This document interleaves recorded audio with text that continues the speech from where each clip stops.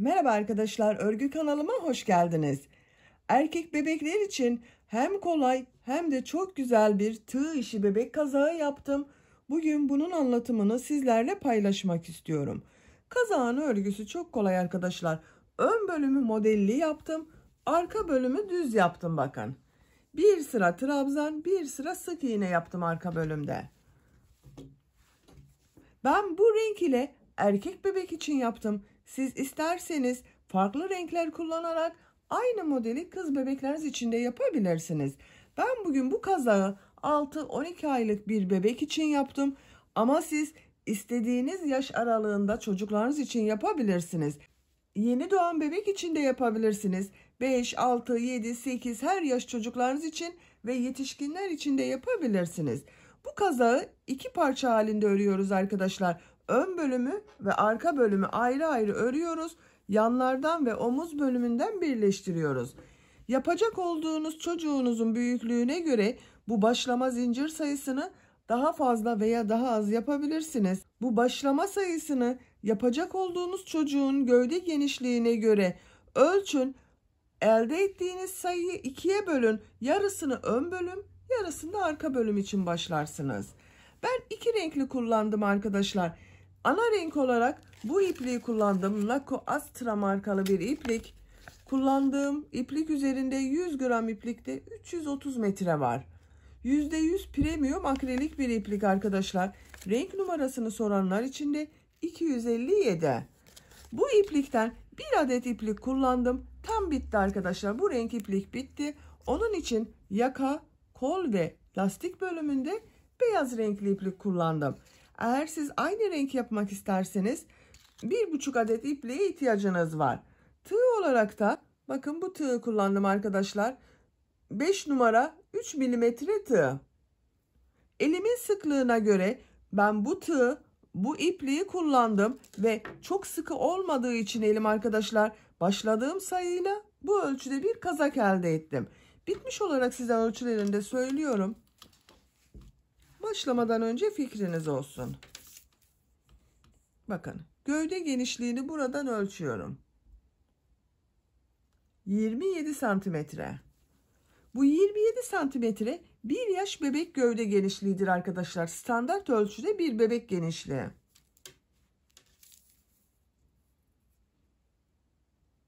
Yüksekliğini ölçüyorum. 33 santimetre. Kol altından yüksekliğini ölçüyorum. 22 santimetre. Dediğim gibi bu standart bir bebek ölçüsüne göre bir yaş ölçü ama ben 6-12 aylık bebek için yaptım. Siz de benimle aynı sayıda başlayıp aynı kalınlıkta iplik kullanıp aynı tığ numarasını kullanıyorsanız ve ölçünüz küçük oluyorsa elinizin sıklığına dikkat ederek daha fazla sayıda başlamanız gerekebilir arkadaşlar. Bazen yorumlarda geliyor. Aynı başladım, aynı tığ numarasını kullandım. Benim yaptığım örgü küçük oldu diyorlar. Ama bakın gözünüzün önünde ölçüyorum. Santimetre olarak yaptığım kazağın örgüsünü ölçüyorum.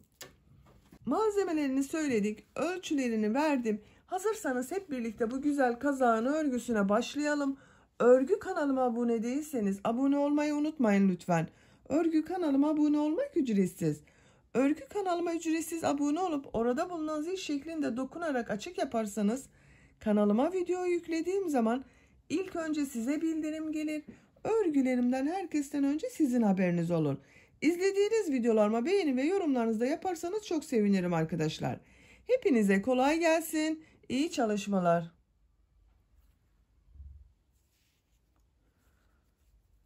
Örgüye zincir yaparak başlıyoruz arkadaşlar. Ben bugün örgümde bu ipliği kullanıyorum. Laco Astra markalı bir iplik. İplik üzerinde 100 gram iplikte 330 metre yazıyor. %100 premium akrilik bir iplik arkadaşlar. Benim elimde bu iplik vardı. Ben bunu kullanıyorum. Ama siz bu süveter kazağı istediğiniz marka bebek iplik ve renklerini kullanarak örebilirsiniz. Bunu kullanmanız gerekmiyor arkadaşlar. Renk numarasını soranlar için de 257.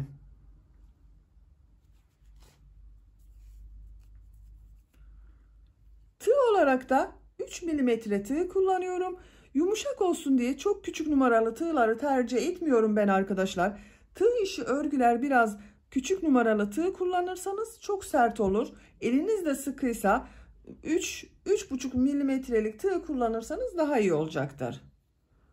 Şu şekilde ilk ilmeği yapıyorum. Size nasıl kolay geliyorsa ilk ilmeği öyle yapabilirsiniz. Zincirleri yapmaya başlıyorum.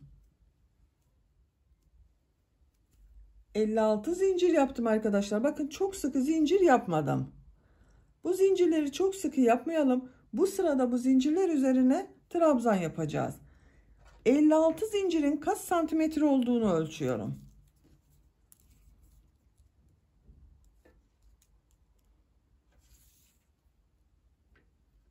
Bakın 26 santimetre zincir uzunluğu var. Siz 26 santimetreye kaç zincir oluyorsa o kadar yapın arkadaşlar. Benim elimin sıklığına göre, ipliğin kalınlığına göre 26 santimetre için 56 zincir yaptım. Bakın bu şekilde. Siz bunu yeni doğan bir bebek için yapıyorsanız 23-24 santimetre başlamanız yeterli olacaktır. 1 yaşından büyük çocuklar için yapıyorsanız da 1-2 yaş arası bebekler için yapıyorsanız da bu zincir uzunluğunu 26, 27, 28 bebeğinizin kilosuna göre değişecektir arkadaşlar. Kilolu bir bebek için yapıyorsanız 28 santimetre başlamanız iyi olacaktır. 2-3 yaş arası çocuklarınız için yapıyorsanız da 28-29 santimetre iyi gelecektir. 3-4 yaş arası çocuklarınız için yapıyorsanız da 32 santimetre yaparsanız iyi olur arkadaşlar. Ama benim size söylemiş olduklarım standart bebek ölçüsüne göre olan ölçüler. Sizin bebeğinizin kilosuna göre bu zincir sayısını daha az da yapabilirsiniz, daha çok da yapabilirsiniz. 3 zincirde dönüş için yapıyorum. 1, 2, 3, 59 zincir oldu. Tığ üzerine iplik alıyorum. 3 ilmek atlıyorum. 1, 2, 3, 4. ilmek içine trabzan yapıyorum. Bu 3 ilmek atladığımda bir trabzan, bakın 1, 2 oldu. Her zincir üzerine bir trabzan yapıyorum.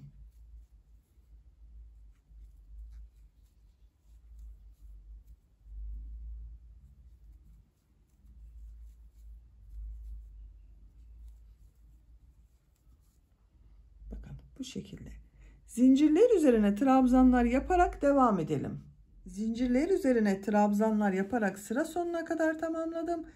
Bu bir sırada toplam 56 trabzan var arkadaşlar. Bakın bu 3 ilmek atladığımda bir trabzan, bununla birlikte 56 trabzan var. Bir zincir yapıyorum. Örgüyü çeviriyorum. Model yerleştirmesini yapmadan önce bir sıra sık iğne yapıyorum. İlk ilmek üzerine sık iğne yapıyorum. Bakın sık iğneyi bilmeyen arkadaşlar için gösteriyorum. Bilen arkadaşlar için bu aşaması biraz sıkıcı gelebiliyor arkadaşlar. Ama bilmeyen arkadaşlar var, sık iğneyi nasıl yapıyoruz diye, onlar için gösteriyorum.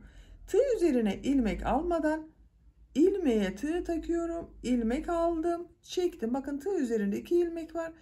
İplik alıyorum, bir defa da içinden çekiyorum. Bu sık iğnedir. Her ilmek üzerine bir sık iğne yapıyorum.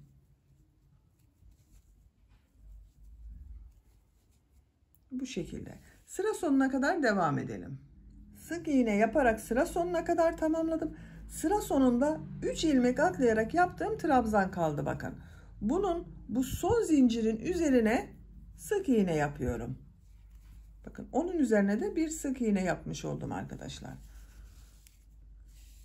Bu bir sırada toplam 56 sık iğne var. Burada size bir püf noktayı söylemeyi unuttum arkadaşlar. Kusura bakmayın. Bu başlangıç ilmek sayısı, hani zincir başlamıştık ya, bu zincir sayısı çift sayı olması gerekiyor. Tek sayı ile başlamayacaksınız. Ben 56 zincir ile başladım. Siz 50, 52, 54, 56, 58, 60, 62, 64 bu şekilde çift sayılar ile başlarsanız daha güzel olacaktır arkadaşlar. Model kurulumu 4 ilmekten oluşuyor. Her model için 4 ilmek gerekiyor. Arada kalan boşluklarda 4 ve 4'ün katları olacak arkadaşlar. Bu kenarda bırakacağınız ilmek sayısı yaptığınız sayıya göre değişecektir. Ben bugün 2 trabzan yapıyorum. Sonra model yerleştirmeye başlıyorum. Siz bunu 58 ilmek ile başladıysanız başlangıçta ve sıra sonunda 3 trabzan yaparsanız iyi olacaktır. 60 ilmek ile başladıysanız sıra başında ve sıra sonunda 4'er trabzan yaparsanız iyi olur arkadaşlar. Artık model kurulumuna başlıyorum. Bir zincir yapıyorum. Örgüyü çeviriyorum. İlk ilmek üzerine bakın. Trabzan yapıyorum. İkinci ilmek üzerine trabzan yapıyorum. Model yerleştirmeye başlıyorum. Bakın bu 4 trabzanı model yapacağız arkadaşlar.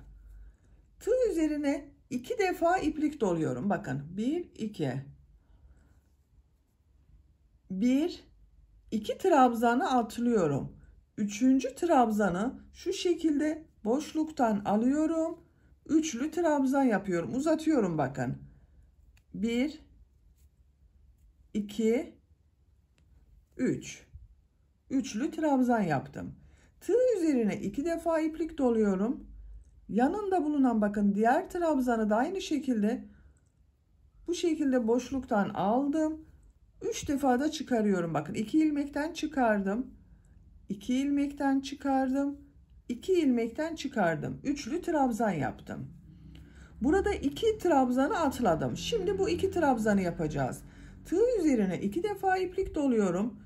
Atladığım bu trabzanlardan ilk trabzanı, bakın bunu boşluktan alıyorum. Trabzan yapıyorum. Üçlü trabzan yaptım yine. Bakın 2 defa iplik doluyorum. Burada kalan bir trabzan var. Bunu şu şekilde boşluktan alıyorum. İlmek alıyorum. 1 2 3 3 defa da çıkardım. Bakın bu şekilde ilk modelin kurulumunu yaptık arkadaşlar. Tığ üzerine bir defa iplik alıyorum. 4 ilmek üzerine trabzan yapıyorum. Bakın bu ilmek üzerine trabzanın üzerine yapıyorum arkadaşlar. Trabzan yapıyorum. 4 trabzan yapıyorum. 2 3 4. Arada 4 trabzanı yaptım. Şimdi tekrar model kurulumu yapacağız. Bunun aynısını yapıyoruz. Tığ üzerine 2 defa iplik doluyorum. Bu 4 trabzanı model yapacağız. 2 trabzanı atlıyorum. 1 2 üçüncü trabzanı boşluktan alıyorum. Üçlü trabzan yapıyorum. Bakın 1 2 3 2 defa iplik doluyorum. Boşluktan alıyorum. 1 2 3 2 defa iplik doluyorum. Atladığım bu trabzanları boşluktan alıyorum. Üçlü trabzan yapıyorum. 1 2 3 2 defa iplik doluyorum. Bu trabzanı da üçlü trabzan yapıyorum.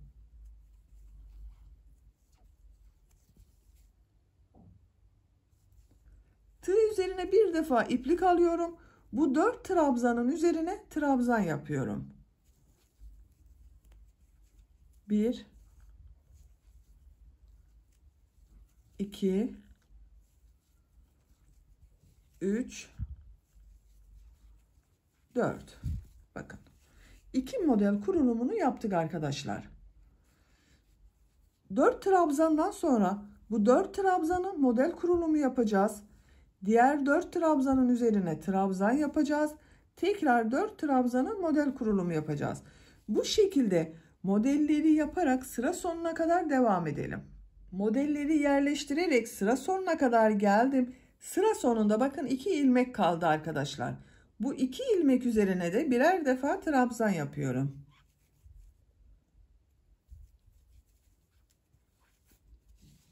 Bakın bu şekilde oldu. Sıra başında 2 trabzan yaptım, model yerleştirdim. Sıra sonunda da modelden sonra 2 trabzan yaptım. Size söylemek istediğim buydu bakın arkadaşlar.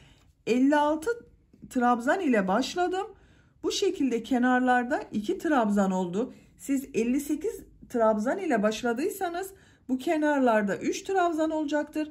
60 ilmek ile başladıysanız kenarlarda 4'er ilmek kalacaktır arkadaşlar. 1, 2, 3, 4, 5, 6, 7 model oldu. Bir zincir yapıyorum. Örgüyü çeviriyorum. Bu sırada yine sık iğne sırası yapıyoruz. Bakın örgünün ters tarafından sık iğne sırası yapacağız. Düz taraftan bu model yaptığımız gibi üçlü trabzanlardan oluşan modelleri yapacağız. İlk ilmek üzerine sık iğne yapıyorum. Diğer ilmekleri de sık iğne yaparak devam ediyorum. Her ilmek üzerine bir sık iğne yapıyorum.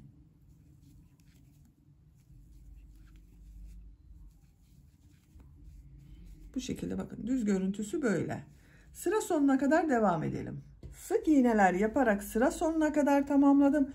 Bu bir sıra üzerinde 56 sık iğne var arkadaşlar yine. Bakın düz tarafının görüntüsü böyle oldu. Bu sırada tekrar model yerleştirmesi yapıyoruz. Bir zincir yapıyorum, örgüyü çeviriyorum. İlk 2 ilmek üzerine trabzan yapıyorum. Bakın ilk ilmek üzerine trabzan yapıyorum. İkinci ilmek üzerine trabzan yapıyorum. 2 defa iplik doluyorum. Bakın bu yaptığımız üçlü trabzanları 1, 2 trabzanı atlıyorum. Bu trabzanı bakın. Boşluktan alıyorum. Üçlü trabzan yapıyorum. 1, 2, 3. 2 defa iplik doluyorum. Bu trabzanı boşluktan alıyorum. Trabzan yapıyorum. Üçlü trabzan yapıyorum. 2 defa iplik doluyorum. Burada bulunan bakın. Altta görünen 2 trabzan var. Bunları şu şekilde yine aynı üçlü trabzan yapıyorum. 1, 2, 3. 2 defa iplik doluyorum. Bu trabzanı boşluktan alıyorum. Üçlü trabzan yapıyorum. 1, 2, 3. Bakın. Aynı model kurulumunu yaptık. Tığ üzerine bir defa iplik alıyorum. 4 ilmek üzerine trabzan yapıyorum. 1, 2, 3, 4. Bu arada bulunan 4 trabzan örgü bitesiye kadar devam edecek arkadaşlar. Bakın. Kurulumu böyle modelin. Tekrar modele geldim. Bakın tekrar gösteriyorum. 2 defa iplik doluyorum. Bu altta kalan 2 trabzan var. Bunları atlıyorum. Üstte bulunan bu 2 tane trabzan var. Bunları boşluktan alıyorum. Üçlü trabzan yapıyorum. 1, 2, 3.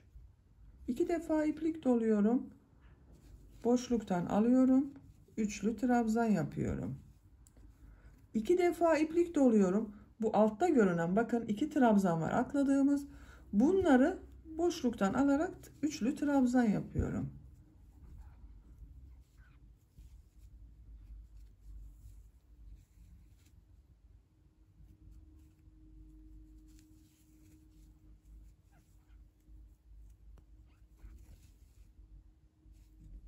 Bir defa iplik alıyorum. Bu 4 trabzanın üzerine trabzan yapıyorum. Bakın bunları 2 defa da çıkarıyorum.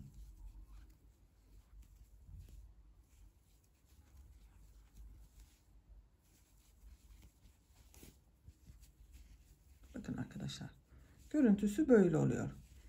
Diğer modellerin üzerine de aynı burada yaptığımız gibi yapalım. Trabzanların üzerine de trabzan yapalım. Sıra sonuna kadar tamamlayalım.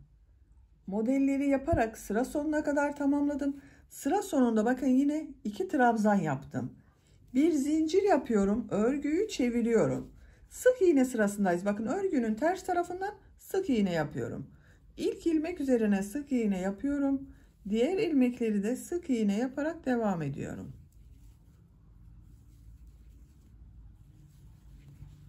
Sıra sonuna kadar devam edelim. Sık iğne yaparak sıra sonuna kadar tamamladım. Bakın. Bu bir sırada toplam 56 sık iğne var arkadaşlar yine. Bir zincir yapıyorum. Örgüyü çeviriyorum. Model sırasındayız. Bakın örgünün düz tarafından model yapıyorum. İlk 2 ilmek üzerine trabzan yapıyorum.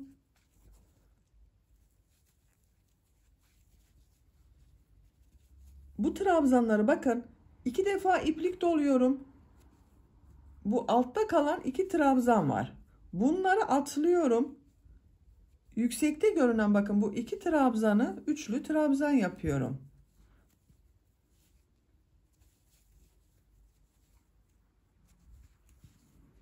İki defa iplik doluyorum. Altta görünen bu 2 trabzanı da üçlü trabzan yapıyorum.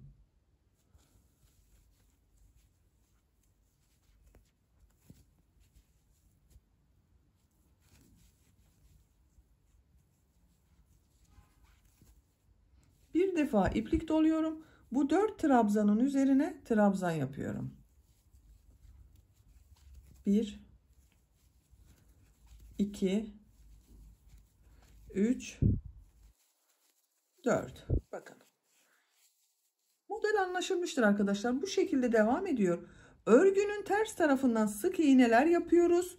Düz taraftan da 2 trabzanı bakın atlıyoruz. Bunları boşluktan alıyoruz. Üçlü trabzan yapıyoruz. Tekrar geriye dönerek bu altta kalan trabzanları üçlü trabzan yapıyoruz. Bakın. Çok kolay ve çok güzel bir model arkadaşlar. Ben bu kadar yeterli görüyorum. Bu şekilde örgü devam edecek. Bu iki sıranın tekrarla bir sırada model sırası yapıyoruz. Bir sırada sık iğne sırası yapıyoruz. Eğer takılan arkadaşlar olursa bu modeli anlattığım kısa bir video var. Ben o videoyu YouTube kanalıma yükledim arkadaşlar. Bu modeli anlattığım YouTube linkini bu izlediğiniz videonun açıklama bölümüne ekliyorum. Siz takıldığınız yerler varsa o videoya bakarak tekrar bir çalışma yapabilirsiniz. Ama çok kolay bir model. Kazak örgüsünü bu bir sıra sık iğne, bir sıra model sırası yaparak kol kesimi yapacağımız yere kadar örgüye devam edelim. Kazağın gövde örgüsünü kol altı yapacağım yere kadar tamamladım.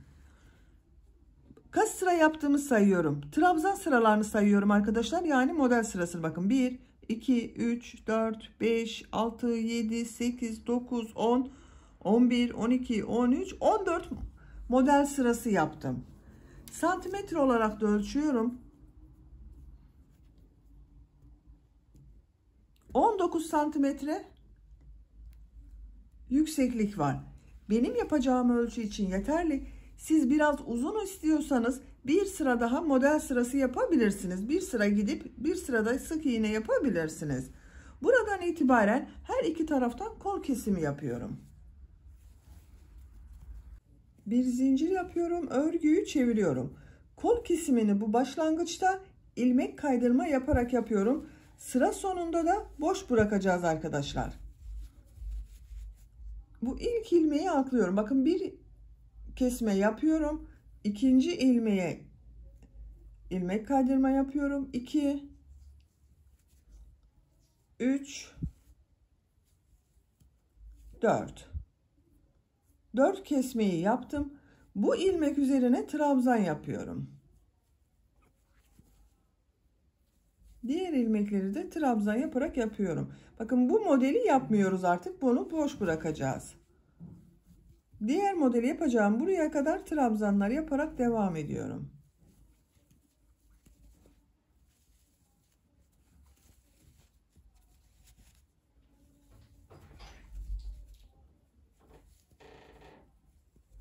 Bakın modelli bölüme geldim. 2 defa iplik doluyorum. Bu altta görünen trabzanları atlıyorum. Bu trabzanı boşluktan alıyorum. Üçlü trabzan yapıyorum.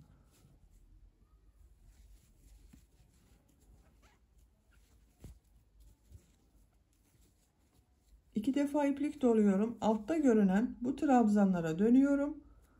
Boşluktan alıyorum. Üçlü trabzan yapıyorum.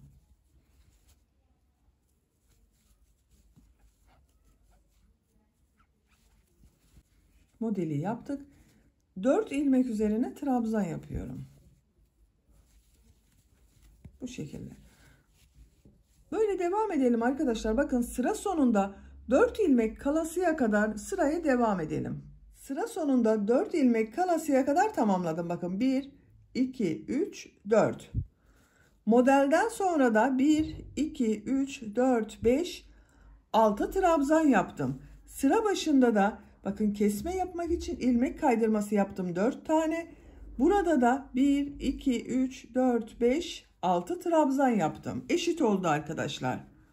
Şimdi sık iğne sırasındayız. Bir zincir yapıyorum. Örgüyü çeviriyorum.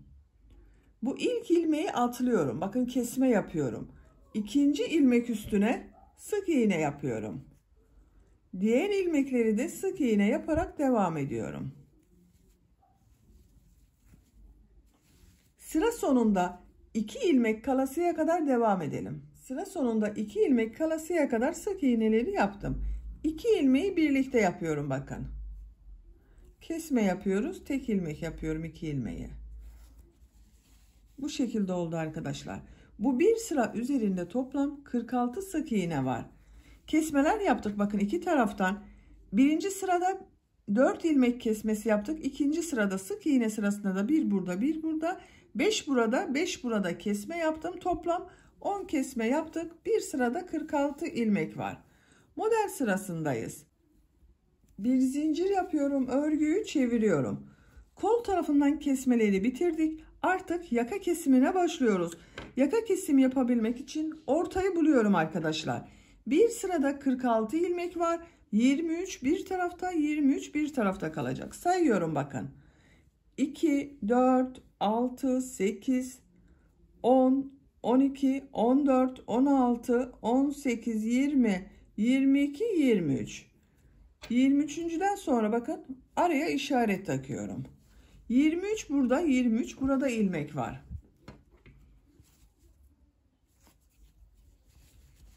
İlk ilmek üzerine trabzan yapıyorum. Bu modele kadar trabzanları yapıyorum bakın. Sayalım isterseniz trabzanlarda bakın 1, 2, 3, 4, 5. 5 trabzanı yaptım. Model yapmak için tığın üzerine 2 defa iplik doladım.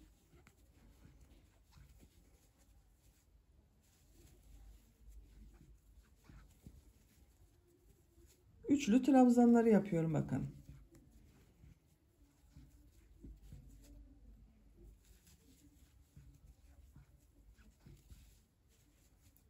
Dört trabzanı yapıyorum.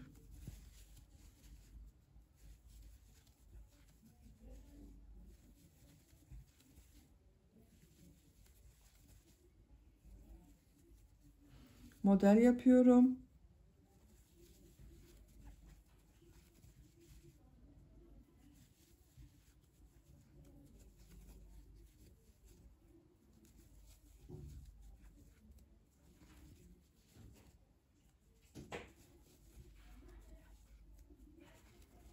Bakın modeli yaptım.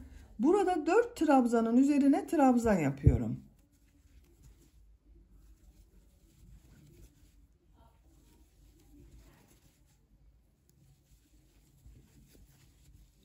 Bakın işaretli yaptığım yerden 2 ilmek kaldı. Bu 2 ilmeği kesme yapıyorum bakın. Kesmeyi şu şekilde yapıyorum. Trabzan yapıyor gibi ilmek aldım, çıkardım, bekletiyorum.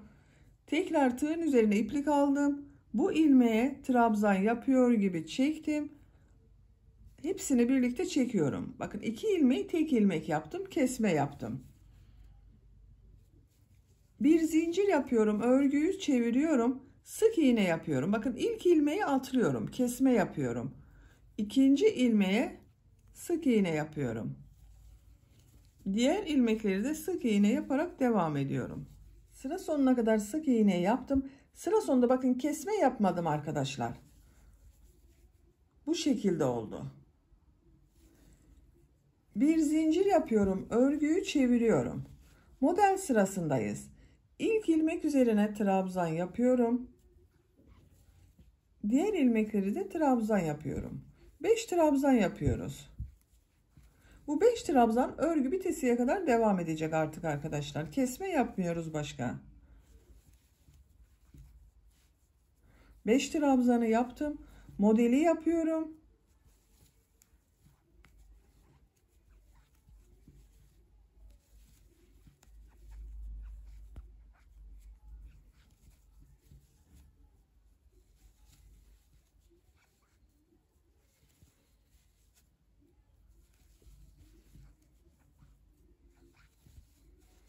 Arada bulunan 4 trabzan üzerine trabzan yapıyorum. Sıra sonunda 2 ilmek kalasıya kadar devam edelim arkadaşlar. Nasıl görüyorsak o şekilde yapacağız. Sıra sonunda 2 ilmek kalasıya kadar tamamladım. Modelden sonra 3 trabzan yaptım. Sonda bulunan bu 2 ilmeği birlikte yapıyorum. Bakın ilk trabzan yapıyor gibi yaptım. Bekletiyorum. Tekrar tığ üzerine iplik alıyorum. Son ilmeğe tığ takıyorum. İlmek aldım, çektim. Hepsinin içinden bir defa da çekiyorum. Bakın kesme yaptım. Bir zincir yaptım. Örgüyü çeviriyorum. Bir ilmeği atlıyorum. İkinci ilmek içine sık iğne yapıyorum. Diğer ilmekleri de sık iğne yaparak devam ediyorum. Sıra sonuna kadar sık iğneler yaparak devam edelim. Sık iğne yaparak sıra sonuna kadar tamamladım. Bir zincir yapıyorum. Örgüyü çeviriyorum. Model sırasındayız. İlk ilmek üzerine trabzan yapıyorum. Diğer ilmekleri de trabzan yapıyorum. Sıra sonunda 2 ilmek kalasıya kadar trabzan üzerine trabzan, model üzerine model yaparak devam edelim. Sıra sonunda 2 ilmek kalasıya kadar bakın model sırasını yaptım. Bu 2 ilmeği birlikte trabzan yapıyorum.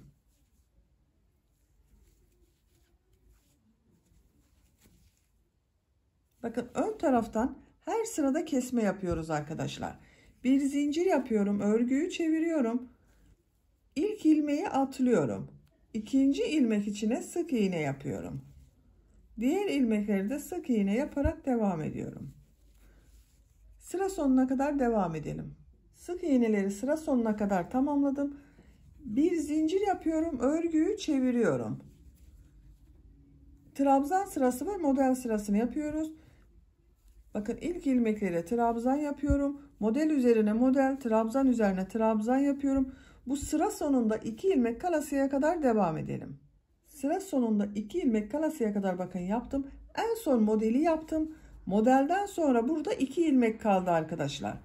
Bu 2 ilmeği birlikte trabzan yaparak tek trabzan yapıyorum, kesme yapıyorum.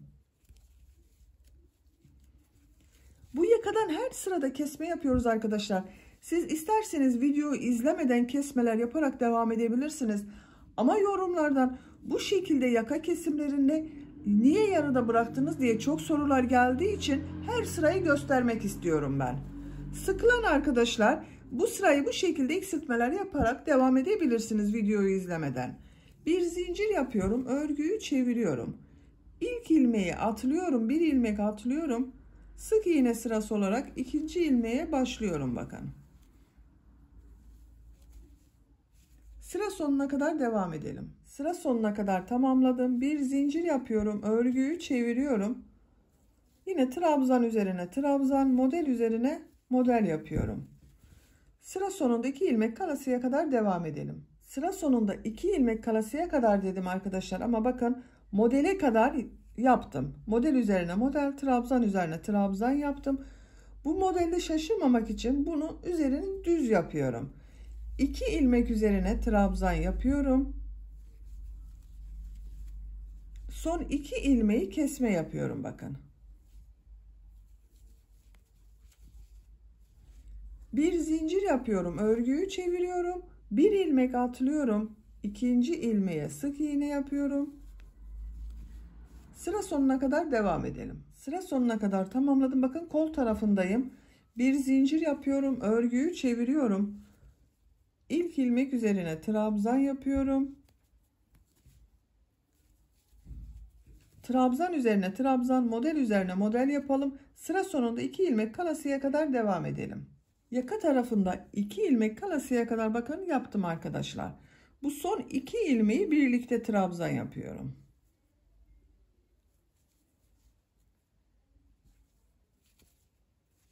Bir zincir yapıyorum, örgüyü çeviriyorum. Bir ilmek atlıyorum. İkinci ilmek üzerine sık iğne yapıyorum, sık iğne yapıyorum. Sıra sonuna kadar devam edelim. Sıra sonuna kadar sık iğne yaptım. Bir zincir yapıyorum. Örgüyü çeviriyorum. Trabzan yapıyorum. Diğer ilmekleri de trabzan yapıyorum.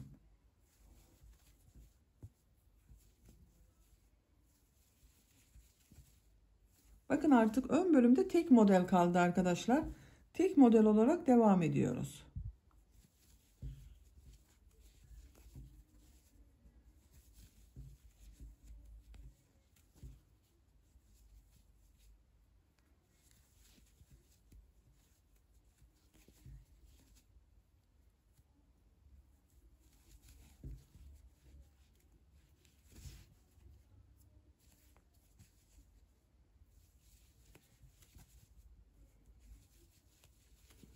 Sıra sonunda 2 ilmek kaldı. Bunları yine kesme yapıyorum. Bakın. Bu şekilde. Bir zincir yapıyorum. Şöyle yakanın şekline bir bakalım. Kesmeyi bırakıp bırakmayacağımız arkadaşlar. Bakın bu kesmenin aynısını diğer tarafta da yapacağız. Bu son sırada kaç ilmek kaldığını sayıyorum. Bakın 2, 4, 5, 6, 7, 8, 9, 10, 11, 12. 12 ilmek var. Bu yeterli arkadaşlar. Bir zincir yapıyorum. Örgüyü çeviriyorum. Artık kesme yapmıyorum. Bakın ilk ilmek üzerine sık iğne yapıyorum. Diğer ilmekleri de sık iğne yapıyorum.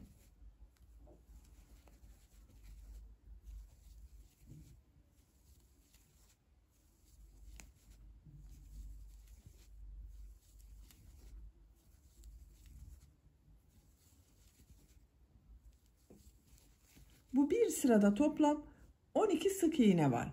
Bir zincir yapıyorum, örgüyü çeviriyorum. Trabzanların üzerine trabzanlar yapıyorum.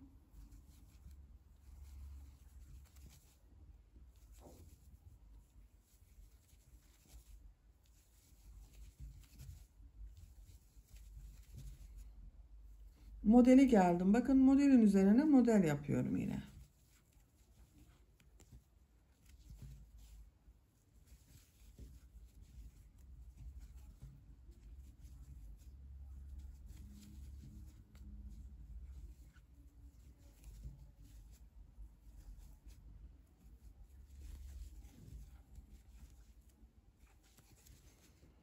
Sıra sonunda 3 ilmek var.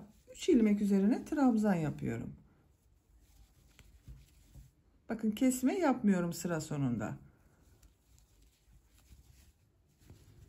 Bu şekilde. Bu 12 ilmek ile bir iki sıra daha devam edelim. Bu ön bölümün örgüsünü bitirelim arkadaşlar. Ön bölümün örgüsünü bakın 2 model sırası daha yaptım arkadaşlar. Bu yükseklik benim için yeterli. Kol bölümü çok dar olsun istemedim, bebeğin kolunu rahatsız etmesin. Kol kesimi yaptım. Buradan sonra kaç sıra yaptığımı sayıyorum. Bakın model sıralarını, trabzan sıralarını sayıyorum. 1, 2, 3, 4, 5, 6, 7, 8, 9, 10, 11. 11 sıra oldu arkadaşlar. Yüksekliğini ölçüyorum. Bakın buradan yükseklik 11 santimetre. Siz biraz daha geniş olsun istiyorsanız bir sıra daha yapabilirsiniz. İpliği burada kesiyorum. Bakın model sırasında bıraktım. Arka bölüm ile birleştirmesini sık iğne olarak yapacağız. Onun için model sırasında bıraktım arkadaşlar.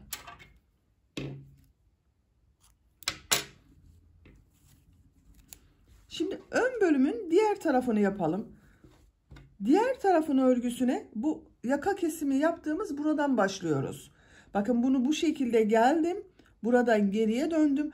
Aynı yönde olması için buradan başlıyorum.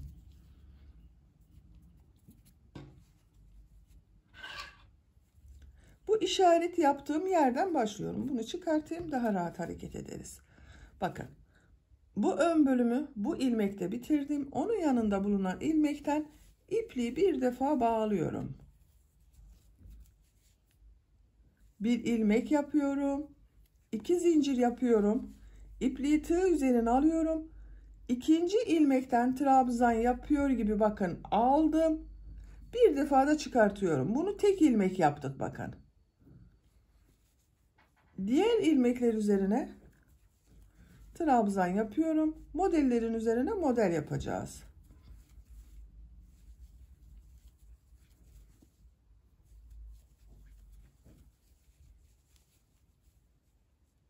Modelin üzerine yine modeli yapıyorum.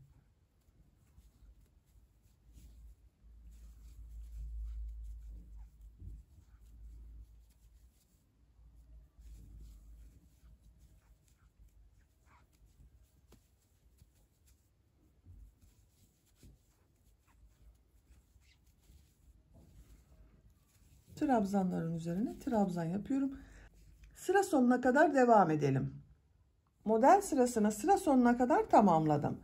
Bir zincir yapıyorum, örgüyü çeviriyorum. Bakın sıra sonlarında kol tarafından kesme yapmıyorum burada da arkadaşlar. Sadece yaka tarafından kesme yapıyoruz. İlk ilmek üzerine sık iğne yapıyorum. Diğer ilmeklerde sık iğne yapıyorum. Sıra sonunda 2 ilmek kalasıya kadar devam edelim. Sıra sonunda 2 ilmek kalasıya kadar sık iğneleri yaptım. Son 2 ilmeği birlikte sık iğne yapıyorum bakın.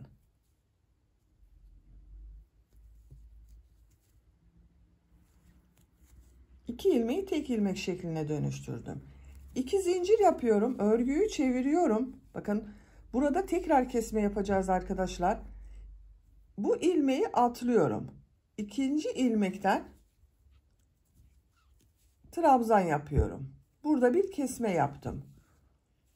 Yine model üzerine model, trabzan üzerine trabzan yapıyorum.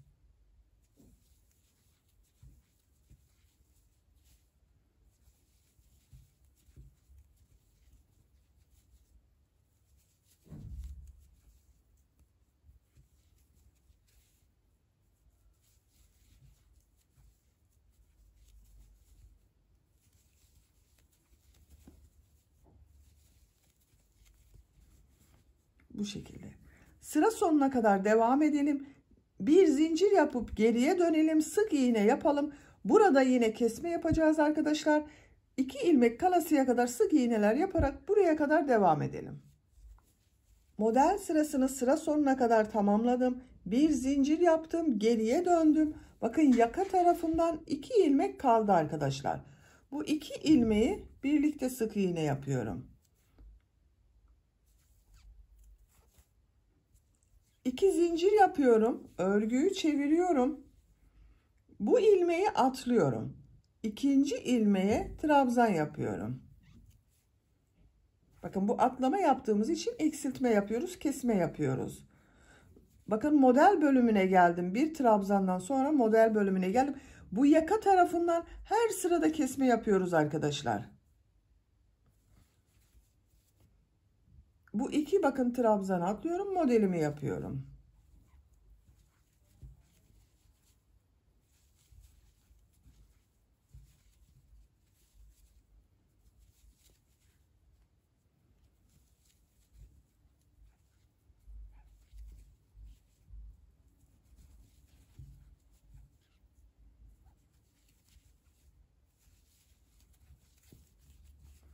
Bu şekilde. Sıra sonuna kadar devam edelim. Bir zincir yapıp geriye dönelim. Sık iğneler yaparak burada 2 ilmek kalasıya kadar örgüyü tamamlayalım. Sıra sonuna kadar model sırasını yaptım. Bir zincir yaptım. Geriye döndüm. Sık iğneler yaptım. Yaka tarafında bakın 1-2 ilmek kaldı. Bir modelin üzerinde bulunan ilmek var. Bir de trabzan var burada. Bu 2 ilmeği birlikte sık iğne yapıyorum. Kesme yapıyorum bakın burada. 2 zincir yapıyorum. Örgüyü çeviriyorum. Bakın burada tekrar model üzerine artık model yapmıyoruz. Bakın burada da aynı yapmıştık. Modeli bitirmiştik bu sırada arkadaşlar. Bunun aynısını yapıyoruz bu tarafın. Bu ilmeği atlıyorum. Diğer ilmeklere trabzan yaparak devam ediyorum.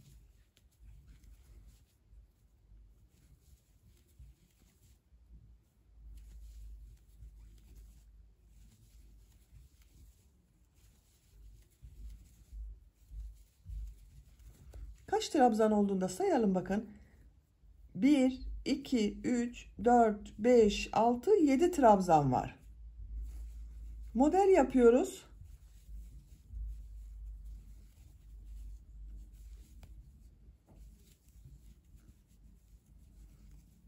Artık bakın bu tarafta da tek model kaldı.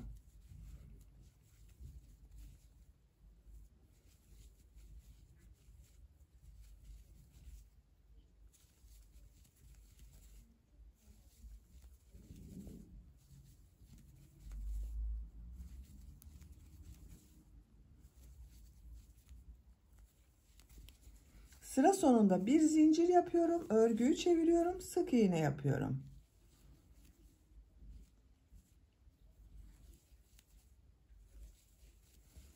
Sıra sonunda 2 ilmek kalasıya kadar devam edelim. Sıra sonunda 2 ilmek kalasıya kadar sık iğneleri yaptım. Bu 2 ilmeği birlikte sık iğne yapıyorum. 2 zincir yapıyorum, örgüyü çeviriyorum. İpliği tığ üzerine alıyorum. Bir ilmek atlıyorum. İkinci ilmek üzerine trabzan yapıyorum. Bakın 1 2 3 4 5 trabzan oldu. Model üzerine model yapıyorum.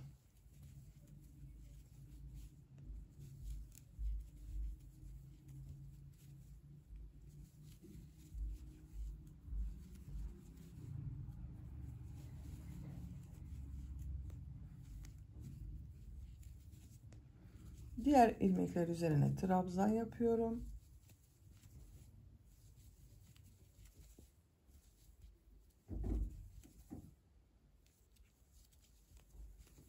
Bir zincir yapıyorum, örgüyü çeviriyorum, sık iğne sırası yapıyorum bakın. Sıra sonunda 2 ilmek kalasıya kadar devam edelim. Sıra sonunda 2 ilmek kalasıya kadar sık iğneleri yaptım. 2 ilmeği birlikte sık iğne yapıyorum.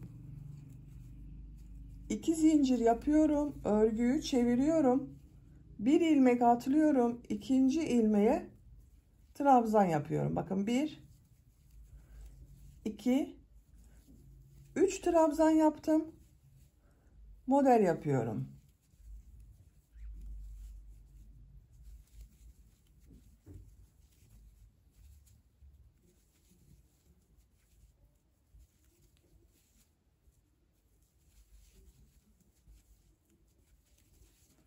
Trabzanların üzerine de trabzan yapıyorum.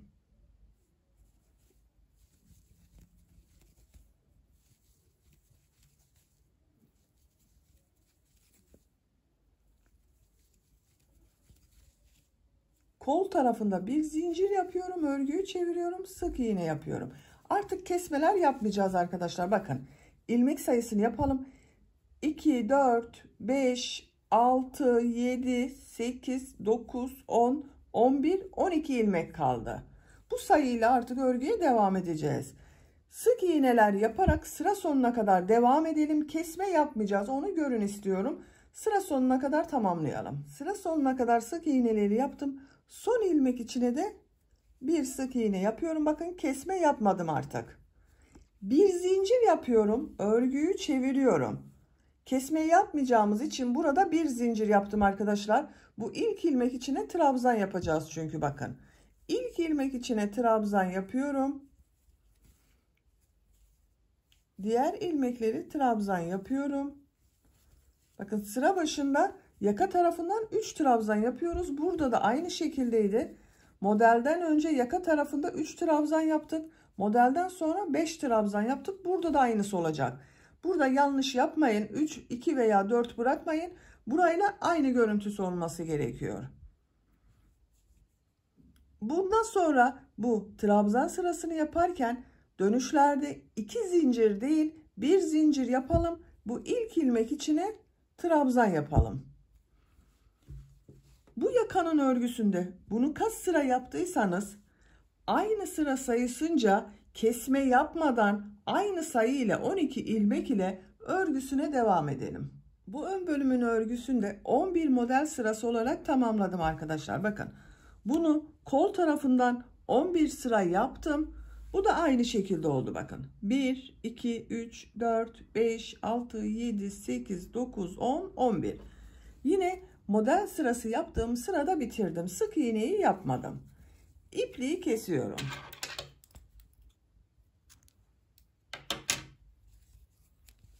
Bakın, ön bölümü tamamladık böylece. Görüntüsü böyle oldu bakın. Şimdi arka bölümü yapacağız. Arka bölümü düz trabzan şeklinde yapıyorum arkadaşlar. Ön bölümü kaç zincir ile başladıysanız arka bölümü de aynı başlayacağız. Ben 56 zincir ile başladım. Arka bölümün örgüsünde 56 zincir ile yapıyorum. İlk ilmeği yine şu şekilde yapıyorum. Size nasıl kolay geliyorsa ilk ilmeği öyle yapabilirsiniz. 56 zincir yapıyorum. 56 zincir yaptım. Bakın aynı oldu arkadaşlar. Ön bölümle aynı oldu sayı. 3 zincirde dönüş için yapıyorum. Tığ üzerine iplik alıyorum. 3 ilmek atlıyorum. 1, 2, 3. 4. ilmek içine trabzan yapıyorum.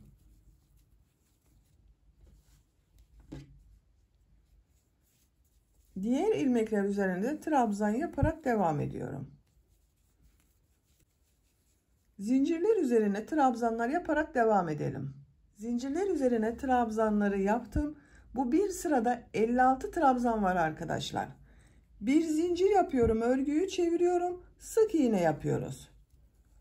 Her ilmek üzerine bir sık iğne yapıyoruz. Arka bölümde model yerleştirmiyorum arkadaşlar. Düz bu trabzan ve sık iğnesi yaptığımız sırayı yapıyoruz. Sıra sonuna kadar sık iğneler yaparak devam edelim. Sıra sonuna kadar sık iğneyi yaptım. Sıra sonunda bakın bu 3 ilmek atladığım ilmeğin son zincirin üzerine de bir sık iğne yapıyorum. Bir zincir yapıyorum, örgüyü çeviriyorum. Bu bir sırada toplam 56 sık iğne var arkadaşlar. Bakın bunda model sırası yaptığım sıradayım ama bu arka bölümde model yapmıyorum. İlk ilmek üzerine trabzan yapıyorum. Diğer ilmekleri de trabzan yaparak devam ediyorum.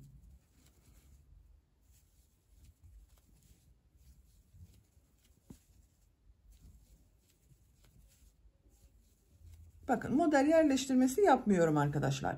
Sıra sonuna kadar trabzanları yapalım. Bir zincir yapıp geriye dönelim. Sık iğne yapalım.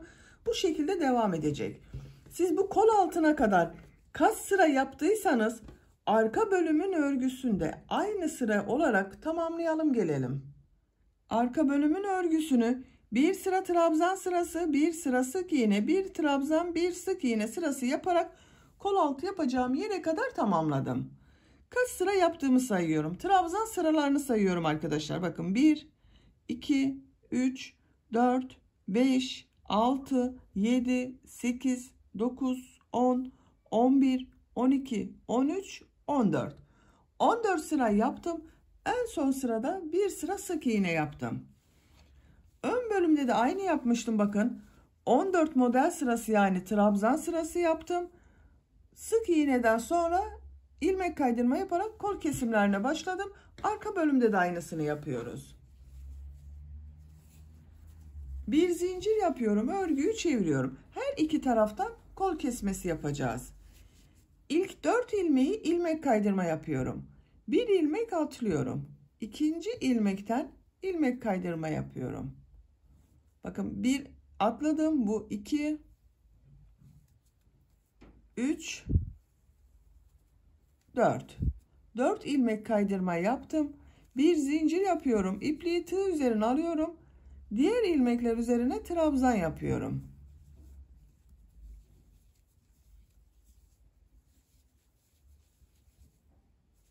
Trabzan yaparak sıra sonunda 4 ilmek kalasıya kadar devam edelim. Sıra sonunda 4 ilmek kalasıya kadar trabzanları yaptım. 1, 2, 3, 4 ilmek var. Bakın bu şekilde bir sıra trabzan sırası yaptık. Bu sırada toplam 48 trabzan var arkadaşlar. 4 burada kesme yaptık. 4 burada kesme yaptık. 56 ilmek vardı. Bu sırada 48 oldu bakın. Sık iğne sırasındayız. Bir zincir yapıyorum. Örgüyü çeviriyorum. Kesme yapmak için bu ilmeği atlıyorum. İkinci ilmeğe sık iğne yapıyorum. Diğer ilmekleri de sık iğne yaparak devam ediyorum. Sıra sonunda 2 ilmek kalasıya kadar devam edelim. Sıra sonunda 2 ilmek kalasıya kadar sık iğneleri yaptım. Bu 2 ilmeği birlikte yapıyorum. Kesme yapıyorum. Bakın tek ilmek oldu. Bu bir sırada toplam 46 sık iğne var arkadaşlar. Artık kesmeleri bitirdik. 4 burada, 1 burada kestim, 5. 5 ilmek de burada kestim. 10 ilmek kesmesi yaptık. Ön bölümde de aynısını yapmıştık. Bakın 10 ilmek kesmesi yaptık kol taraflarından. Burada kesmeyi bitirdim. Bir zincir yapıyorum, örgüyü çeviriyorum. İlk ilmek üzerine bakın atlama yapmıyorum. Artık kesme yapmadığımız için atlama yapmıyorum. İlk ilmek üzerine trabzan yapıyorum. Diğer ilmekleri de trabzan yaparak devam ediyorum. Sıra sonuna kadar devam edelim. Trabzanlar yaparak sıra sonuna kadar tamamladım. Sıra sonunda bakın kesme yapmadım arkadaşlar. Bir zincir yapıyorum, örgüyü çeviriyorum. Bu bir sırada toplam 46 trabzan var. Kesme yapmadık. Artık bu sayıyla örgüye devam ediyorum. İlk ilmek üzerine bakın kesme atlama yapmıyorum, yine ilk ilmek üzerine sık iğne yapıyorum. Diğer ilmekleri de sık iğne yaparak devam ediyorum. Bakın. Artık örgü bu şekilde devam edecek.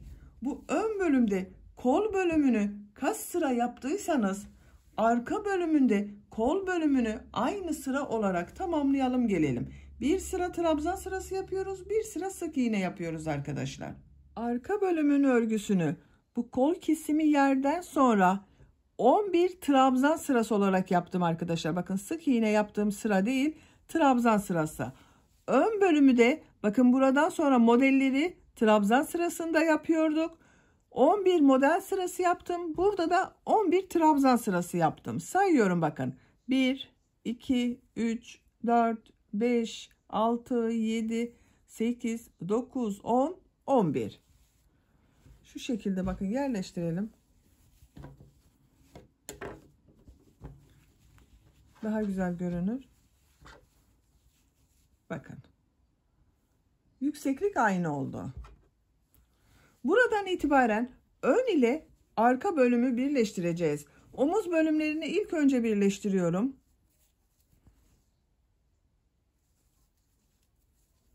Bakın ipliği kesmedim. Burada bekletiyorum. Şöyle yerleştirdiğimiz zaman bakın ön burası, düz tarafı tabana bakıyor bakın. Dış tarafta kaldı, düz tarafı, örgünün ters tarafı burası arkadaşlar. Bakın şuradan anlaşılır ters taraf. Burası biraz daha kabarık. Burası düz tarafı.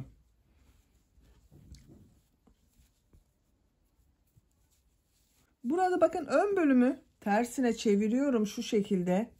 Örgünün ters tarafından sık iğne olarak birleştireceğiz. Bu ilmeğe tığ takıyorum.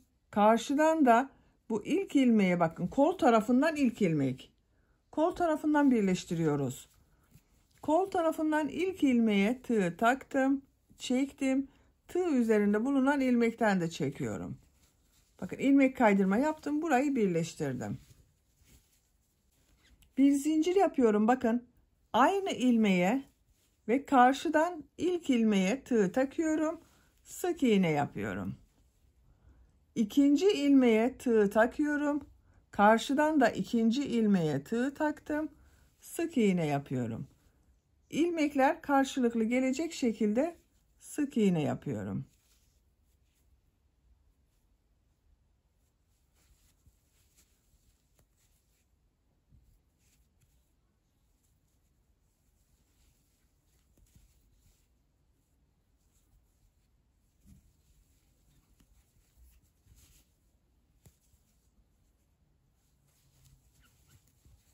Omuz bölümünde bakın ön bölümde ayırdığımız ilmekleri arka bölümüyle birleştiriyoruz.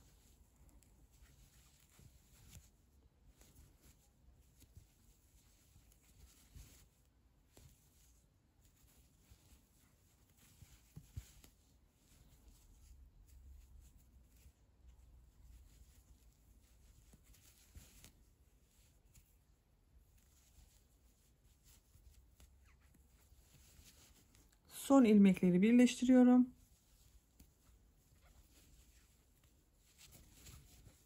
İpliği kesiyorum.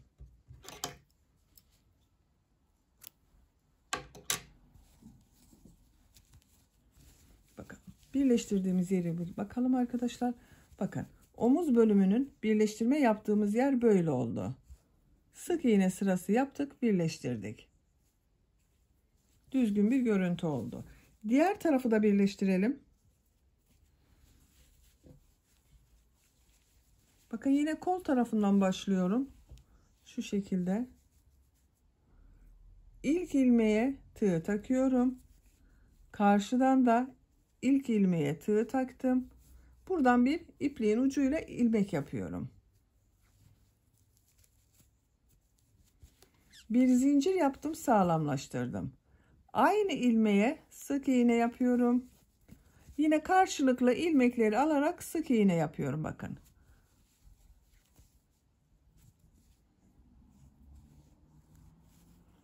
İpliklerin ucunda içeride tutuyorum.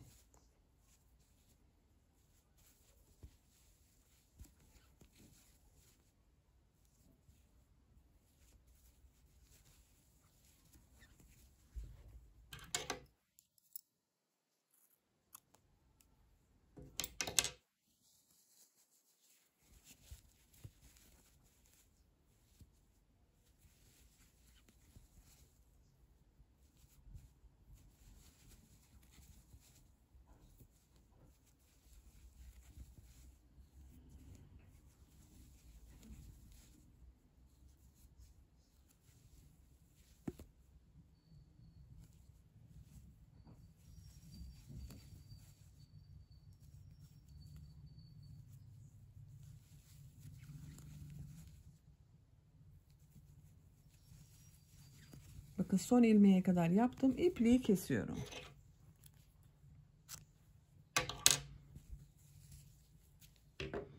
Bakın birleştirdiğimiz zaman yakanın görüntüsü böyle. Örgünün düz tarafını çeviriyorum. Bakın arkadaşlar. Bu şekilde oldu omuz bölümü. Şimdi yan bölümleri de aynı omuz bölümlerini yaptığımız gibi sık iğne olarak birleştiriyorum. Yine örgünün ters tarafına bakın. Şu şekilde katlıyorum. Düz tarafları içeride kalıyor. Örgünün ters tarafı dışarıda kalıyor. Bakın şöyle başlayalım.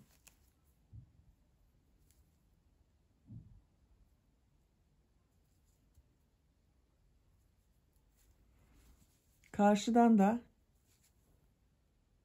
ilk ilmeği alıyorum. Şu şekilde bir ilmek yapıyorum. Bir zincir yaptım, sağlamlaştırdım. Bakın burada bu ilmeğe sık iğne yapıyorum. Yine sık iğne olarak birleştiriyorum. Trabzan sıralarına bakın, bu trabzan sıralarına ikişer defa sık iğne yapıyorum. 1 2 sık iğne yaptığım sıraya bir sık iğne yapıyorum. Bu trabzan sırasına 2 sık iğne yapıyorum.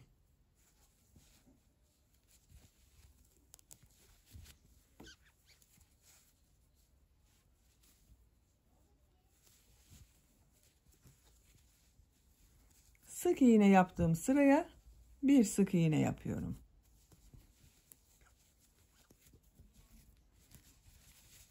Bakın birleştirdiğimiz zaman böyle oluyor.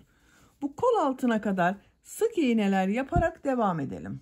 Kol altına kadar sık iğneleri yaptım bakın arkadaşlar. İpliği burada kesiyorum.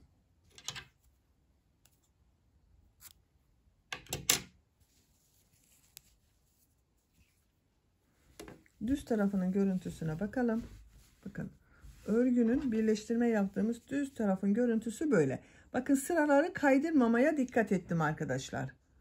Trabzan sırasında trabzan, sık iğne sırasında sık iğne oldu. Kol altına kadar yaptık. Diğer tarafı da aynı bunun gibi yapacağız. Bakın iki tarafı birleştiriyorum. Yine buradan başlıyorum. Bu ilk ilmekten tığ takıyorum. Karşıdan da ilk ilmekten tığ takıyorum. Bir ilmek yapıyorum. Diğer yan tarafı yaptığımız gibi birleştirme yapıyoruz sık iğne olarak. Bir zincir yaptım, sağlamlaştırdım. Bakın sık iğne yapıyorum. Karşıdan trabzana sık iğne yapıyorum. Yine aynı şekilde trabzan sırasına 2 sık iğne yapıyoruz. Sık iğne sırasına 1 sık iğne yapıyoruz. Sıraların karşılıklı birbirine denk gelmesine dikkat ediyoruz.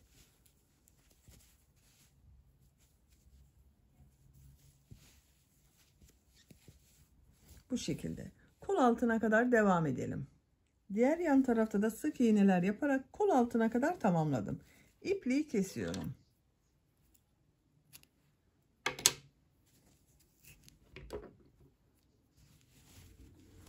Düz tarafını çeviriyorum. Bakın arkadaşlar, omuz bölümlerini birleştirdik. Yan taraflarını birleştirdik. Bu şekilde oldu kazağın görüntüsü.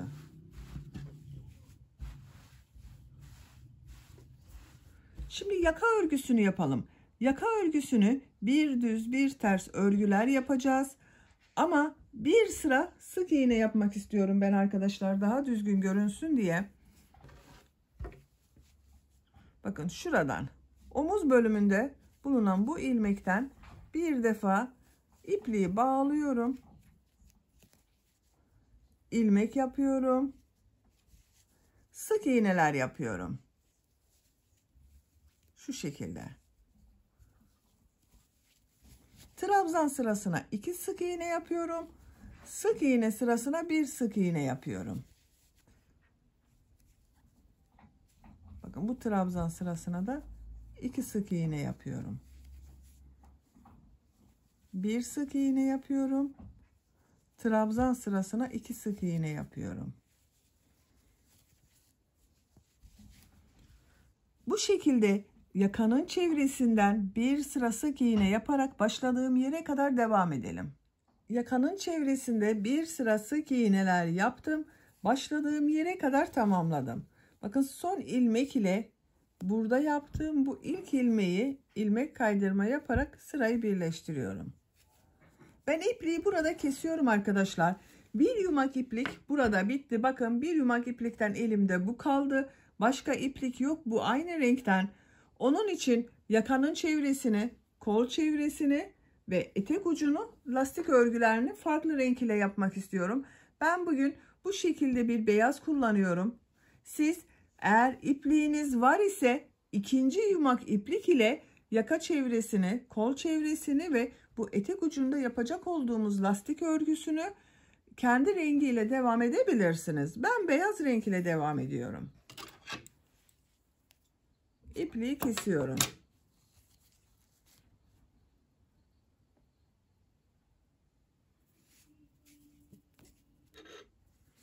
Beyaz renk iplik ile bu ipliği kestiğim ilmekten bir ilmek yapıyorum. Bir defa bağlıyorum.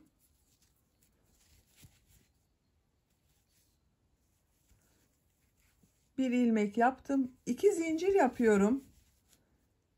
Bakın bu ilmek üzerine trabzan yapıyorum. Yakanın çevresinde bir sıra trabzan yapacağız. Her ilmek üzerine bir trabzan yapıyorum.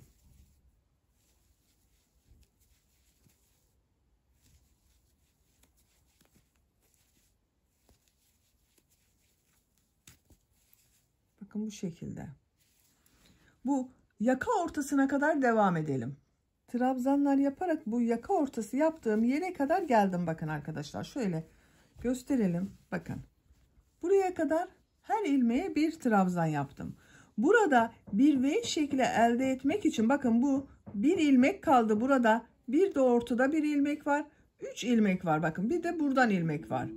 Bu 3 ilmeği birlikte yaparak tek ilmek yapıyorum. Bakın bu kenarda bakın. Bu ön bölümde bir ilmek kaldı. Ortada bir ilmek var. Bir ilmeği de diğer taraftan alıyorum.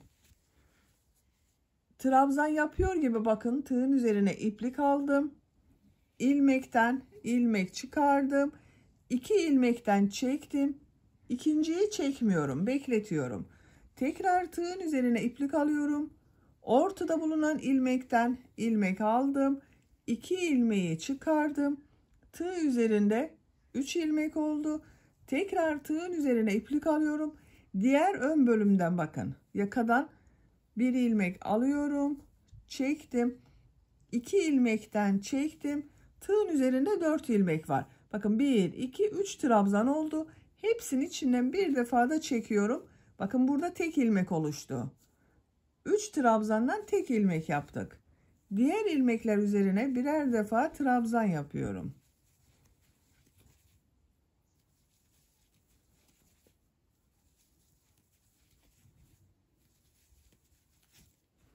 Bakın yakanın bu görüntüsüne bakalım. Bakın burada bir V şekli gibi oluştu. Toplama yaptığımız için 3 trabzanı birlikte yaptık. V şekli oldu. Buraya kadar trabzanları yapalım. Arka bölümde de aynı şekilde trabzanlar yapalım. Diğer uç noktaya bakın. Başladığımız yere kadar tamamlayalım.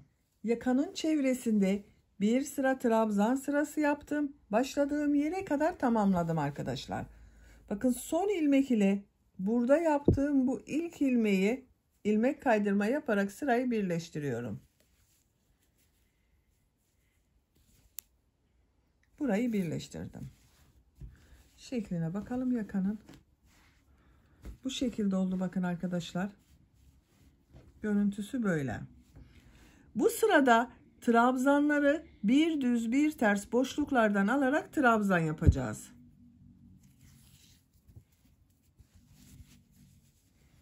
İki zincir yapıyorum. Bu ilk trabzanı düz taraftan boşluktan alıyorum, trabzan yapıyorum. İkinci trabzanı ters taraftan boşluktan alıyorum, trabzan yapıyorum.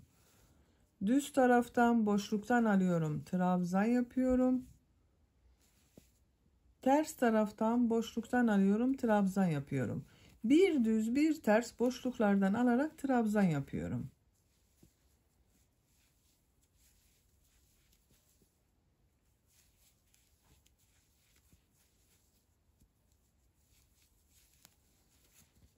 Bu şekilde bakın bir düz bir ters örgüler elde ediyoruz. Bu yaka ortasında bakın bu 3 trabzanı birlikte yaptığım bu ilmek var. Bundan bir öncesine kadar bakın buraya kadar trabzanları bir düz bir ters boşluklardan alıp trabzan yaparak devam edelim. Trabzanları bir düz bir ters boşluklardan aldım, trabzan yaptım. Yaka ortasında bakın bu 3 trabzanı birlikte yaptığımdan bir öncesine kadar tamamladım. Son trabzanı ters taraftan görünen trabzan yaptım. Bunu düz taraftan yapmam gerekiyor. Burada bakın ortada yakanın bu ortasında bu trabzanı ve bu 3 birlikte yaptığım trabzanı ve bunu birlikte yapacağız yine. İpliği tığ üzerine alıyorum. Bakın düz taraftan boşluktan alıyorum. Trabzan yapıyor gibi bir defa çıkardım. Bekletiyorum. Tığ üzerine iplik alıyorum. Bu trabzanı bakın 3 ilmeği birlikte aldığım bu ilmeğe şu şekilde tığ takıyorum. Trabzan 2 defa ilmekten çıkardım. Tığ üzerinde 3 ilmek var. Tekrar tığ üzerine iplik alıyorum. Bu trabzanı boşluktan alıyorum. Trabzan yapıyor gibi 2 defa çıkardım. Bekletiyorum. Bakın tığ üzerinde 4 ilmek oluştu. Hepsini içinden bir defa da çekiyorum. Orta bölümün görüntüsü böyle oldu arkadaşlar. Bu trabzanı ters taraftan boşluktan alıyorum. Trabzan yapıyorum. Bakın bunu düz taraftan yaptık bunları. Bunu ters taraftan yaptım. Düz taraftan boşluktan alıyorum. Trabzan yapıyorum. Ters taraftan boşluktan alıyorum. Trabzan yapıyorum. Yine bir düz bir ters boşluklardan alarak trabzan yapıyoruz. Bakın yakanın ortasının görüntüsü böyle oldu arkadaşlar. V şekli olmaya devam ediyor. Bu trabzanları bir düz bir ters boşluklardan alıp trabzan yaparak sıra sonuna kadar devam edelim. Yakanın çevresinde trabzanları bir düz bir ters boşluktan aldım, trabzan yaptım. Son trabzanda bakın düz taraftan boşluktan aldım, trabzan yaptım. Sıra başında düz taraftan boşluktan aldım, trabzan yaptım. Sıra sonunda da düz taraftan boşluktan aldım, trabzan yaptım. Son ilmek ile ilk ilmeği ilmek kaydırma yaparak birleştiriyorum. Burada trabzan sayınız denk gelmezse arkadaşlar, bakın ben burada örgünün ters tarafından bir ilmeği birlikte aldım, bakın. Bu ilmeği örgünün ters tarafından birlikte aldım. Tek trabzan yaptım. Bu sıra sonundakinin de sıra başında olduğu gibi düz olması gerekiyor. Eğer sizin denk geldiyse o şekilde devam edin. Kesme yapmayın. Bakın ben bir trabzana kesme yaptım burada. Şu yakanın şeklini görelim. Bakın. Yakanın şekli böyle oldu. Bu şekilde bırakabilirsiniz. Ben bir sıra daha trabzan sırası yapıyorum. Bu sırada bu trabzanları nasıl görüyorsak o şekilde trabzan yapıyoruz. 2 zincir yapıyorum. Düz gördüğümü düz taraftan boşluktan alıyorum. Trabzan yapıyorum. Ters tarafta gördüğümü ters taraftan boşluktan alıyorum. Trabzan yapıyorum. Bir düz bir ters boşluktan alarak trabzan yapıyoruz.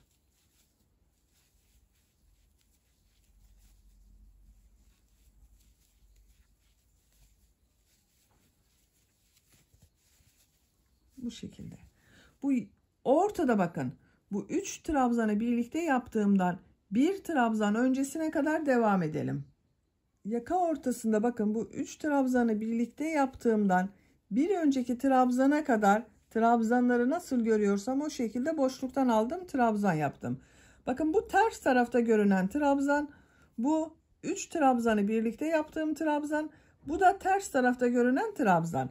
Yine nasıl görüyorsam o şekilde boşluktan alıyorum ama bu 3 ilmeği birlikte yapıyorum, bakın. Tığ üzerine iplik alıyorum. Ters tarafta görünüyor. Ters taraftan boşluktan alıyorum. 2 ilmekten çıkarıyorum. Bekletiyorum. Tığ üzerine iplik alıyorum. Bu trabzanı bakın ortada 3 ilmeği birlikte yaptığım bunu boşluktan düz taraftan alıyorum. 2 ilmekten çıkardım. Bekletiyorum. Tekrar tığ üzerine iplik alıyorum. Bu ters tarafta görüneni ters taraftan boşluktan alıyorum. Trabzan yapıyorum. Hepsinin içinden bir defa da çekiyorum. Bakın görüntü böyle oldu arkadaşlar. İpliği tığ üzerine alıyorum. Diğerlerini nasıl görüyorsam o şekilde boşluktan alıyorum. Trabzan yapıyorum. Bir düz bir ters boşluklardan alarak trabzan yapıyoruz. Bakın yakanın görüntüsü böyle. V şekli devam ediyor aynı şekilde arkadaşlar. Diğer trabzanları nasıl görüyorsan o şekilde boşluktan alıp trabzan yaparak sıra sonuna kadar devam edelim. Trabzanları gördüğüm gibi boşluktan alıp trabzan yaparak sıra sonuna kadar tamamladım. En son ilmek ile bu ilmeği ilmek kaydırma yaparak sırayı birleştiriyorum. İpliği burada kesiyorum arkadaşlar.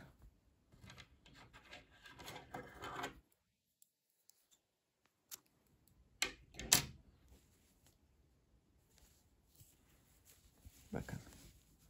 1, 2, 3 sıra oldu. Bir sıra trabzan sırası yaptım. İkinci sırada bir düz bir ters boşluktan alıp trabzan yaptım. Üçüncü sırayı da nasıl görüyorsam o şekilde boşluktan alarak trabzan yaptım. Yakanın görüntüsü böyle oldu bakın. Çok düzgün ve çok güzel oldu gördüğünüz gibi. Esnek arkadaşlar, bakın bebeğin başından çok rahat girip çıkacaktır. Diğer kolu ben yaptım. Bu kolun örgüsünü de sizinle birlikte yapmak istiyorum. Bakın kol örgüsünü böyle yaptım. Yine aynı yakada yaptığım gibi bir düz bir ters örgüler yaptım. Beyaz ile trabzan sırası yapmadan önce kol çevresinde de bakın bu ilk sıra trabzan sırasının daha düzgün görünebilmesi için bir sıra aynı kendi rengiyle sık iğne yapıyorum. Kol altından başlıyorum. Kol altında bulunan bakın birleştirme yaptığımız bu ilmek var. Buradan ipliği bir defa bağlıyorum.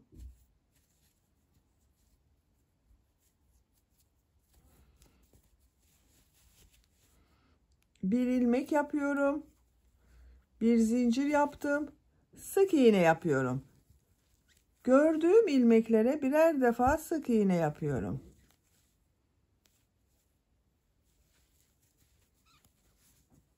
Bakın trabzan sırasında da trabzanlara ikişer defa sık iğne yapıyorum. Bu sık iğne yaptığım sıralara bir sık iğne yapıyorum.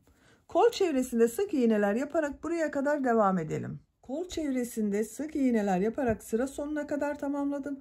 Son ilmek ile bu yaptığım ilk ilmeği bakın ilmek kaydırma yaparak sırayı birleştiriyorum.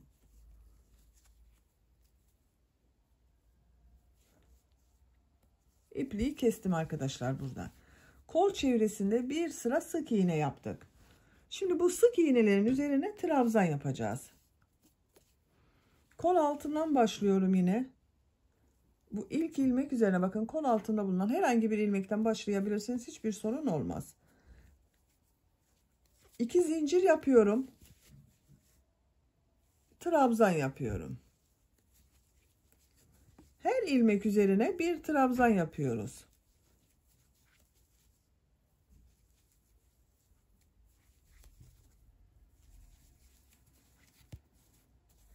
Kol çevresinde trabzanlar yaparak başladığımız yere kadar devam edelim. Kol çevresinde sıra sonuna kadar trabzanları yaptım. Son ilmek ile ilk ilmeği ilmek kaydırma yaparak sırayı birleştiriyorum. Bakın. Bir sıra trabzan sırası yaptım arkadaşlar. Şimdiki sırada bu trabzanları bir düz bir ters boşluktan alıp trabzan yapacağız. 2 zincir yapıyorum. İlk gördüğüm trabzanı düz taraftan boşluktan alıyorum. Trabzan yapıyorum. Ters taraftan boşluktan alıyorum. Trabzan yapıyorum. Düz taraftan boşluktan alıyorum. Trabzan yapıyorum. Bir düz bir ters boşluklardan alarak trabzan yapıyoruz.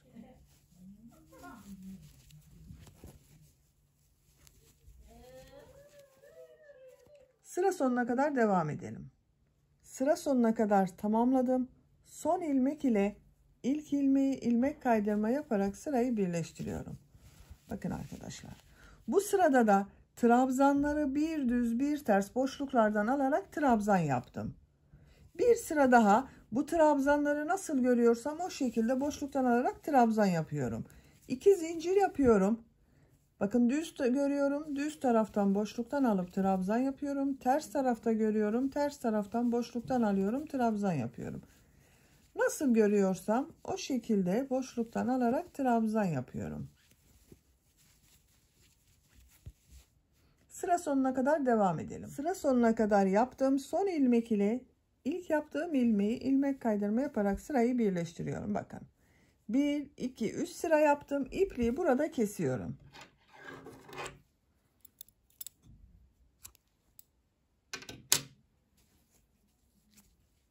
Bakın. Kolun örgüsünü tamamladım arkadaşlar. Siz isterseniz bir sıra daha devam edebilirsiniz. Ama ben yaka ile de uyumlu olsun diye 3 sıra yapmayı tercih ettim. Diğer kolun örgüsünde bu kolun örgüsünü başladığımız gibi başlayıp yapabilirsiniz.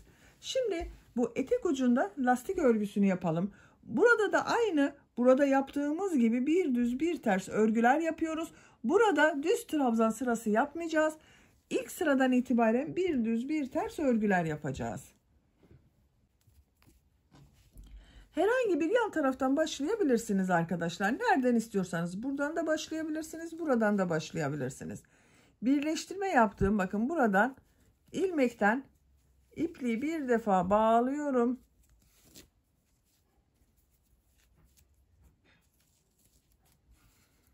İlmek yapıyorum. 2 zincir yapıyorum. 1, 2. Trabzanları bir düz bir ters boşluktan alarak trabzan yapıyorum. Bakın bu trabzanı düz taraftan boşluktan alıyorum. Trabzan yapıyorum. Ters taraftan boşluktan alıyorum. Trabzan yapıyorum. Zaten trabzan sırası olarak başlamıştık arkadaşlar kazağın örgüsüne. Bu trabzanları bakın bir düz bir ters boşluktan alarak trabzan yapıyorum.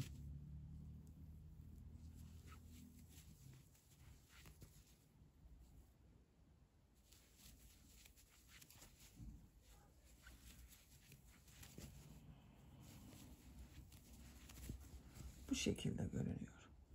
sıra sonuna kadar devam edelim. Sıra sonuna kadar tamamladım. Son trabzanı da düz taraftan boşluktan alarak trabzan yaptım. Bu ilmek ile ilk yaptığım, bakın bu ilmeği ilmek kaydırma yaparak sırayı birleştiriyorum. Sıra başında düz taraftan boşluktan aldım, trabzan yaptım. Sıra sonunda düz taraftan boşluktan aldım, trabzan yaptım. Bu 2 zincir yaptığımda ters tarafta görünen trabzan oldu, bakın. Bu sırada trabzanları bir düz bir ters boşluklardan alarak trabzan yaptık. 2 zincir yapıyorum. Bu sırada bu yaptığım trabzanları nasıl görüyorsam o şekilde boşluktan alarak trabzan yapıyorum. Düz tarafta gördüğümü düz taraftan boşluktan alıp trabzan yapıyorum. Ters tarafta gördüğümü ters taraftan boşluktan alarak trabzan yapıyorum.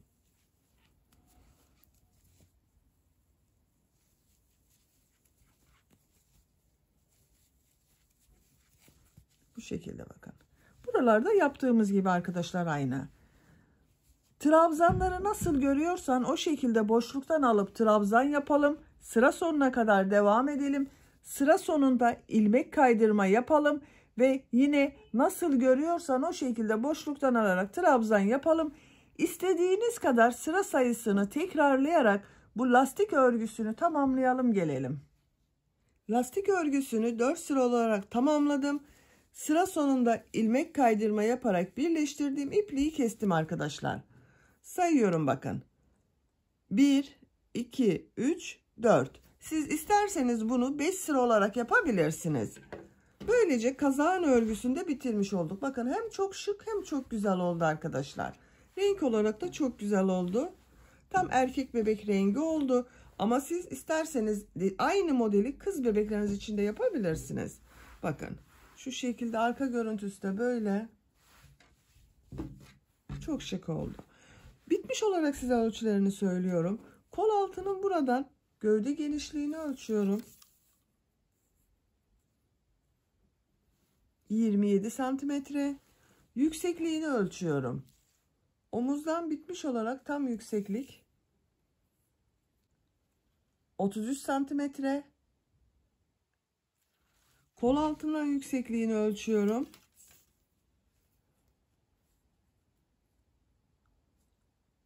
22 santimetre.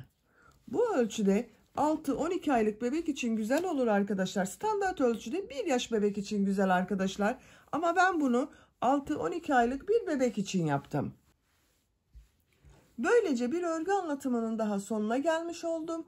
Beni dinlediğiniz ve izlediğiniz için hepinize çok teşekkür ederim. Örgü kanalıma abone değilseniz abone olmayı unutmayın lütfen. Örgü kanalıma abone olmak ücretsiz.